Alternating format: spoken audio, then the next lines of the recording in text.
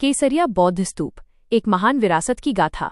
बिहार की इस पावन और ऐतिहासिक धरती पर इतिहास की परतें इतनी गहरी हैं कि आप जहां भी कदम रखेंगे वहां एक नई कहानी आपका इंतजार कर रही होगी। आज हम बात कर रहे हैं एक ऐसे ही महान स्मारक की जो सदियों तक धूल और मिट्टी के नीचे दबा रहा। एक ऐसा स्तूप जो अपनी भव्यता और ऊंचाई में सांची के विश्व प्रसिद्ध स्तूप को भी पीछे छोड़ देता है। चंपारण की मखमली हरियाली के बीच गर्व से खड़ा केसरिया बौद्ध स्तूप सिर्फ ईंटों और पत्थरों का एक निर्जीव ढांचा नहीं है। ये गवाह है उस आखिरी और भावुक विदाई का जो भगवान बुद्ध ने इस नश्वर संसार को त्यागने से पहले अपने सबसे प्रिय शिष्यों को दी थी। विरासत के इस विशेष अंक में आज हम केसरिया के गर्भ में छिपे रहस्यों और इसके स्वर्णिम इतिहास को बहुत करीब से जानेंगे। इस महान गाथा की शुरुआत होती है आज से लगभग 2500 साल पहले। भगवान बुद्ध अपने जीवन के अंतिम पड़ाव पर थे और वैशाली से कुशीनगर की ओर अपनी अंतिम यात्रा पर निकल चुके थे। वैशाली के लिच्छवी अपने गुरु, अपने मार्गदर्शक और अपने प्रिय तथागत को अकेला छोड़ने को किसी भी कीमत पर तैयार नहीं थे। बुद्ध के मना करने के बावजूद वे उनके पीछे पीछे चलते रहे। जब बुद्ध इस स्थान पर पहुंचे जिसे आज पूरी दुनिया केसरिया के नाम से जानती है, तो उन्होंने देखा कि उनके अनुयायी वियोग में व्याकुल हैं और आगे बढ़ने को तैयार नहीं हैं। तब करुणा के सागर बुद्ध ने उन्हें सांत्वना देने के लिए अपनी सबसे प्रिय वस्तु, अपना भिक्षा पात्र यानी अपना कटोरा, उन्हें उपहार स्वरूप भेंट कर दिया। उन्होंने आग्रह किया कि वे इस पात्र को ही उनकी स्मृति मानकर यहाँ से वापस लौट जाएं।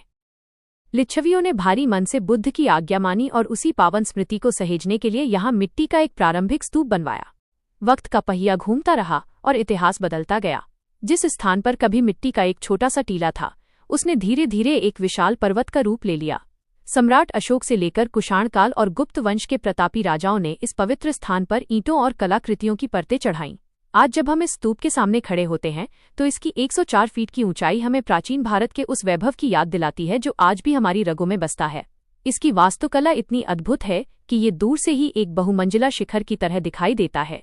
हर मंजिल पर बने सुंदर ताखे और उनमें ध्यान मुद्रा में विराजमान बुद्ध की प्रतिमाएं इस बात का प्रमाण है कि हमारे पूर्वज कला और अध्यात्म के कितने बड़े उपासक थे। हैरानी की बात यह है कि मध्यकाल के बाद जब भारत पर विदेशी आक्रमणों और समय की मार पड़ी तो ये विशाल स्तूप धीरे धीरे इतिहास के पन्नों से ओझल हो गया। सदियों तक ये घास और मिट्टी के नीचे दबा रहा, यहाँ तक कि स्थानीय लोग भी इसकी असलियत भूल गए थे और इसे राजा चक्रवर्ती का किला समझने लगे थे। लेकिन सत्य को ज्यादा समय तक दबाया नहीं जा सकता। 19वीं सदी में महान पुरातत्वविद कनिंघम ने इस टीले के नीचे छिपे रहस्य को पहचाना, लेकिन असली चमत्कार साल 1998 में हुआ। भारतीय पुरातत्व सर्वेक्षण ने जब यहाँ खुदाई का काम शुरू किया तो पूरी दुनिया दंग रह गई। जैसे जैसे मिट्टी की परतें हटती गईं, भगवान बुद्ध की विरासत मुस्कुराती हुई बाहर आने लगी। इसकी अद्भुत बनावट को देखकर इतिहासकारों ने इसकी तुलना सीधे इंडोनेशिया के प्रसिद्ध बोरोबुदुर मंदिर से कर दी। आज केसरिया स्तूप न केवल बिहार की शान है, बल्कि दुनिया भर के बौद्ध अनुयायियों और शोधकर्ताओं के लिए एक महान तीर्थ स्थल है। हालांकि आज ये विरासत हमसे कुछ कह रही है। प्राकृतिक आपदाओं, भारी बारिश और समय के थपेड़ों के कारण इस प्राचीन धरोहर को क्षति पहुंच रही है। इसे बचाना, इसे सहेजना और इसकी महानता को दुनिया के कोने कोने तक पहुंचाना सिर्फ सरकार की जिम्मेदारी नहीं है, बल्कि ये हम सबका साझा कर्तव्य है।